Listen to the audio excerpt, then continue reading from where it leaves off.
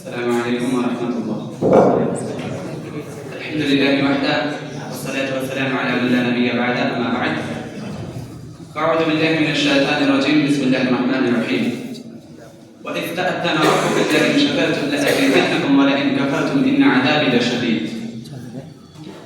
انتهاء قابل عزت قابل احترام ذي قدر وذي وقار علماء کرام واحترام حضرات و سامعین کرام، آج اس بزم میں جس موضوع پر خطاب کرنا چاہتا ہوں اسے آپ بخوبی واقف ہیں.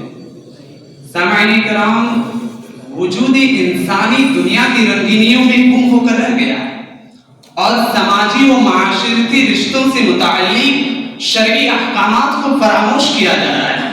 نتیجتاً ہر شخص اپنی جگہ حیران و پریشان نظر آ رہا ہے اور ان پریشانیوں سے خلاصی کے لیے راہیں تلاش کر رہا ہے.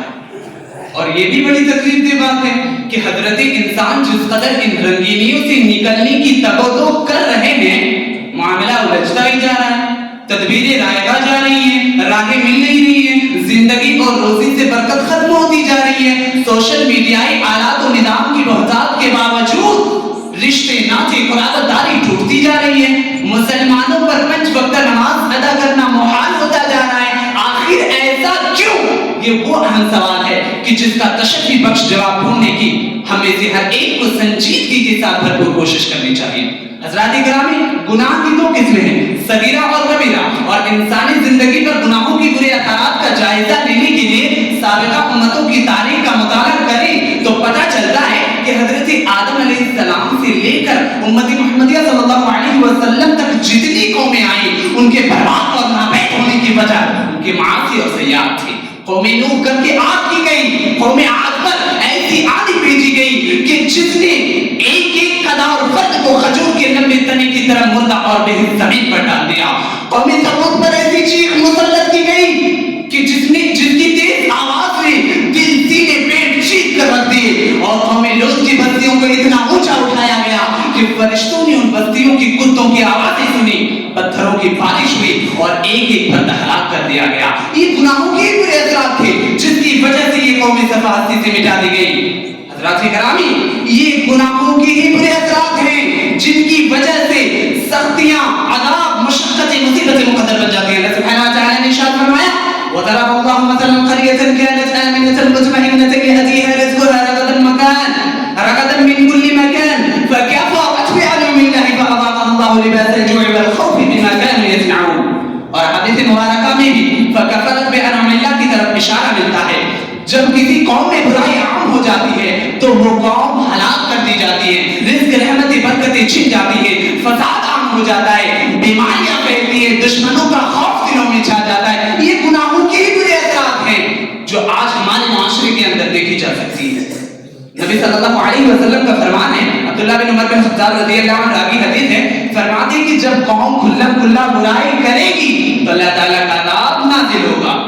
ناپ تول میں کمی کرے گی، زکات نہ دے گی، عہد شکنی کرے گی، قوم کے حکمران اور امام کتاب اللہ کے مطابق عمل نہیں کرے گی تو اللہ تعالیٰ کا عذاب نازل ہوگا.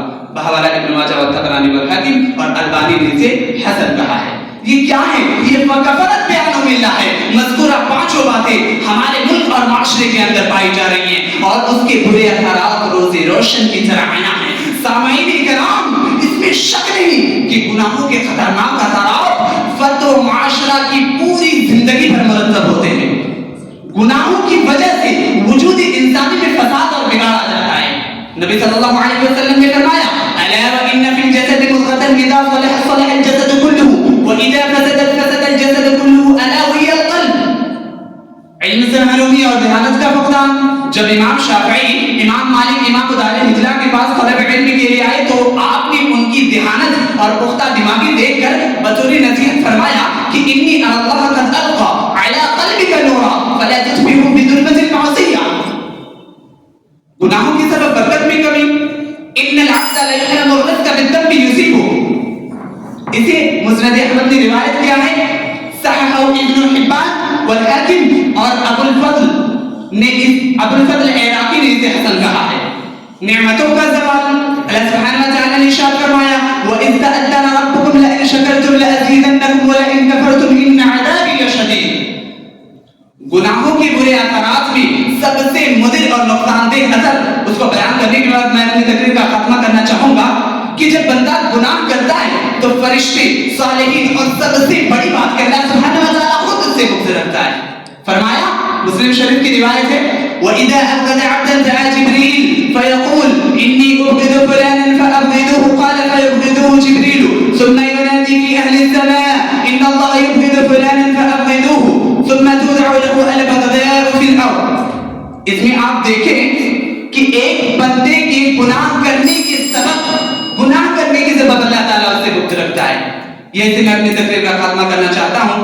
آخر میں اللہ تعالیٰ سے دعا ہے کہ وہ ہمیں گناہوں سے سچی توبہ کرنے کی توفیق بخشے اور خیر و بھلائی کے راستے پر گامزن رکھے. آمین. وآخر دعوانا ان الحمد للہ والسلام علیکم ورحمۃ اللہ.